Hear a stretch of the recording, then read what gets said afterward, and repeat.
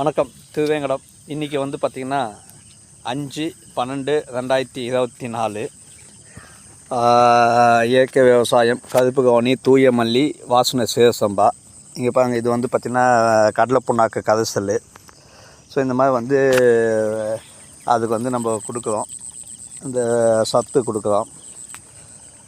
பார்த்திங்கன்னா வந்து இது வரைக்கும் 90 நாள் ஆயிடுச்சு இந்த பயிர். ஃபேஸ் 1, ஃபேஸ் 2 வந்து பார்த்திங்கன்னா அதே போல் வந்து 58 நாள் பயிர். இதெல்லாம் தூய மல்லி வந்து பார்த்திங்கன்னா 70 நாள், இதுவும் 135 நாள் வரும். மழை வெயில் மாறி மாறி வந்து இருக்குது. இதில் புயல் இது பண்ணுது, தாக்கி இருக்குது, அதையும் சமாளித்து வந்திருக்கோம். அதே போல் வாசனை சீரசம்பா, அதுவும் அந்த நாத்தங்கால் அங்கே இருக்குது. அதெல்லாம் கொஞ்சம் பூச்சி அடிச்சு இப்போ வந்து திருப்பி தேய்த்துன்னு இருக்கோம்.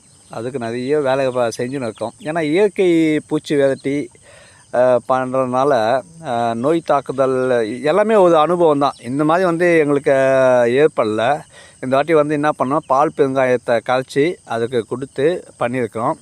அதே போல் வந்து இப்போ இதே மாதிரி அந்த சைடில் ட்ரம் வச்சு கடலை புண்ணாக்கு காய்ச்சல் கொடுக்க போகிறோம். அப்போ வந்து இயற்கை பூச்சி வெட்டி பல தழைகளை போட்டு பூச்சி வெட்டி அடிச்சிருக்கோம். இன்னும் ஒரு வாரத்தில் எடுத்து நடுறாப்படி இருக்கோம். பாப்பா அடுத்தடுத்த பதிவில் நம்ம சொல்கிறோம். இந்த வாட்டி வந்து நம்ம 3 இது பண்ணியிருக்கோம். கருப்பு கவுனி, தூய மல்லி, அதே போல் வந்து பார்த்திங்கன்னா வாசனை சீரசம்பா. வாசனை சீரசம்பா இன்னும் ஒரு 1.5 ஏக்கர் நடப்போம்.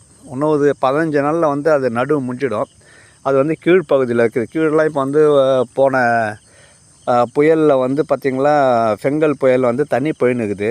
அதெல்லாம் ட்ரெயின் ஆகிறதுக்கு இன்னும் ஒரு 15 நாளில் வந்து அதை வச்சுடுவோம். அது இல்லாத இன்னும் ஒரு 1/2 ஏக்கரில் வந்து ரத்தசாலி பண்ண போதும். ஸோ 4 வகையான வெரைட்டி வந்து நம்ம பண்ண போதும். அடுத்தடுத்த பதிவு உங்களுக்கு தகவல் சொல்கிறேன். நன்றி.